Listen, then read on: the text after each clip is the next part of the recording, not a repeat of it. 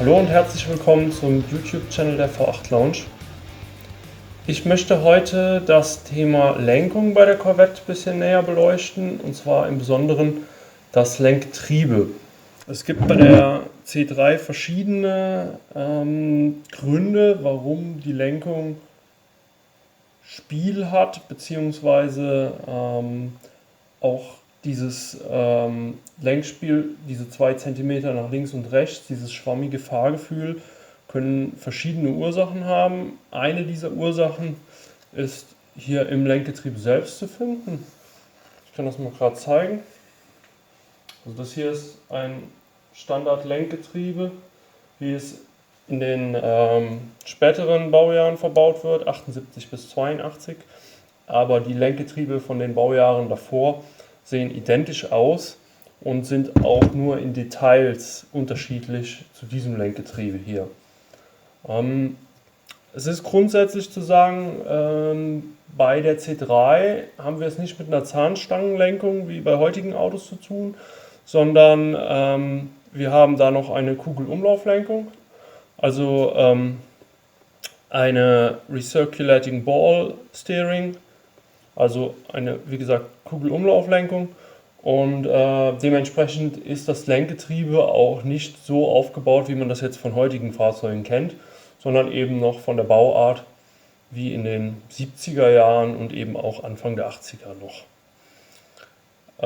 Es gibt Unterscheidungen bei der Lenkung. Man kann nicht jedes Baujahr mit jeder Lenkung kombinieren. Es gibt manuelle Lenkung, es gibt Power Steering Lenkung, also mit Servolenkung. Die Servolenkung ist aber nie Teil des Lenkgetriebes selber, sondern die Servolenkung ist bei der Corvette immer über ein sogenanntes Power Steering Control Valve gesteuert und dann mit einem zusätzlichen Zylinder, der dann eben die Lenkbewegung in die eine oder in die andere Richtung unterstützt.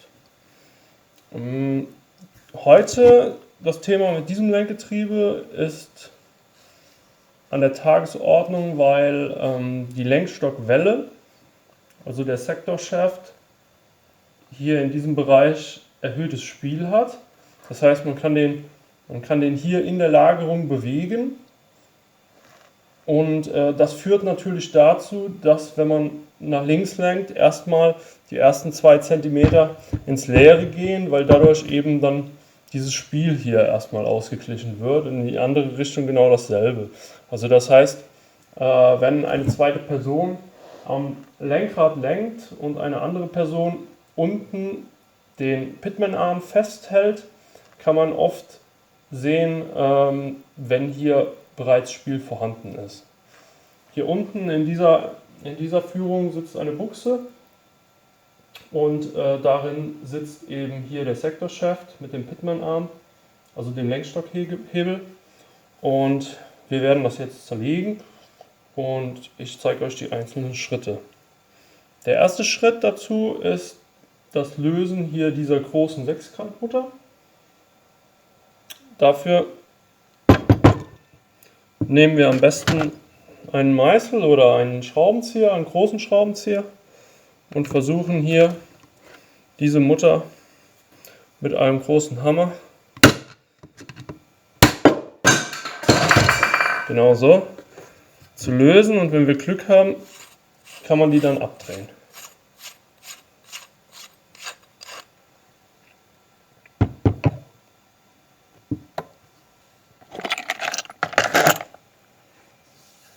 So, ich gehe jetzt gerade nochmal das nächste Werkzeug holen. Brauchen wir hier einen etwas größeren Maulschlüssel bzw. Ringschlüssel, und zwar in der Größe 1/5 Zoll.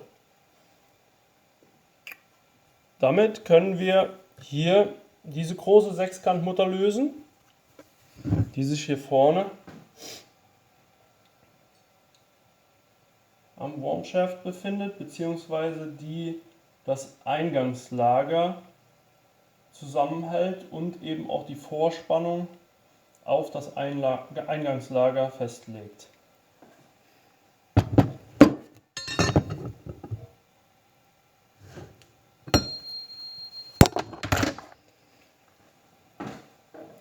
Danach kann man das Ganze herausdrehen.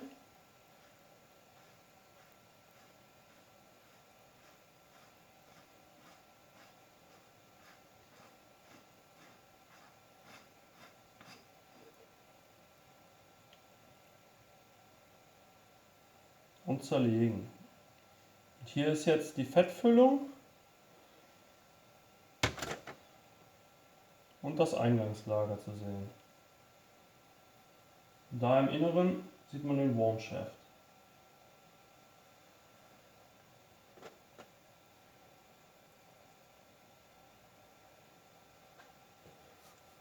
Das Ganze ist eine ganz schön schmierige Angelegenheit. Deswegen ist es immer gut, wenn man ein paar Tücher in der Nähe hat. Ich gehe mir mal gerade welche holen. Damit wir auch was sehen können. Und ja, wie gesagt, also das ist eine ziemlich schwierige Angelegenheit hier mit dem alten Fett und Öl da drin. Also es ist hauptsächlich Fett, was sich darin befindet. Und das verharzt natürlich mit der Zeit. Und dadurch hat man dann so eine eklige, schleimige Masse. So, als nächster Schritt sind hier die 3 Schrauben von dem Deckel hier zu lösen und die Adjusting Nut, mit der das Spiel zwischen dem Warm Shaft und dem Sector Shaft eingestellt wird. Dazu löst man mit einem 5/8 Maulschlüssel die Adjusting Nut. Dann kann man die abdrehen und als nächstes entweder mit einer Ratsche oder einem Schlagschrauber die 3 Schrauben hier im Deckel.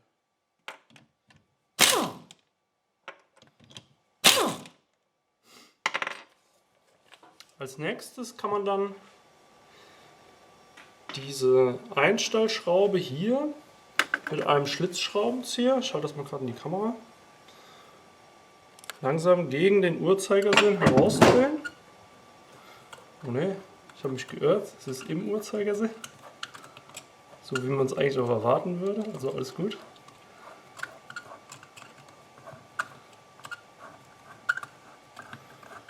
Und dann kommt so langsam der Deckel dann raus und gibt den Blick frei auf das Innere vom Lenkgetriebe. Ich schalte das auch nochmal hier rein. Beziehungsweise hier kann man alles ganz genau sehen. Wie gesagt, es ist am besten, wenn man sich ein paar Tücher bereitlegt, damit man die ganze Sauerei nicht auf dem Schreibtisch oder der Werkbank hat. Und jetzt kann man den Warm Shaft, wenn man den rausziehen möchte, bewegt sich auch der Sector Shaft. Und dann kann man den langsam versuchen rauszudrehen. Ja, und der nächste Schritt ist dann eben hier, damit man den Warm Shaft rausziehen kann, muss man hier die Lenkstockwelle ein Stück nach oben drücken. Dann kommt das ganze eklige Fett raus.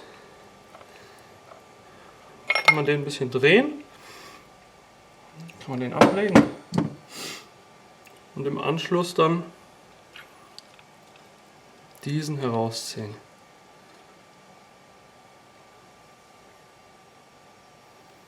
Hier sieht man auch die Verzahnung, die dann letztendlich hier drauf greift, und je nachdem, ob sich dieser Schlitten hier, das ist ein auf Kugeln gelagerter Schlitten, der sich durch die Lenkbewegung entweder nach oben schiebt oder nach unten. Also der fährt quasi mit der Drehung, fährt er nach oben bzw. nach unten, wie man hier sieht. Und der gibt dann die Bewegung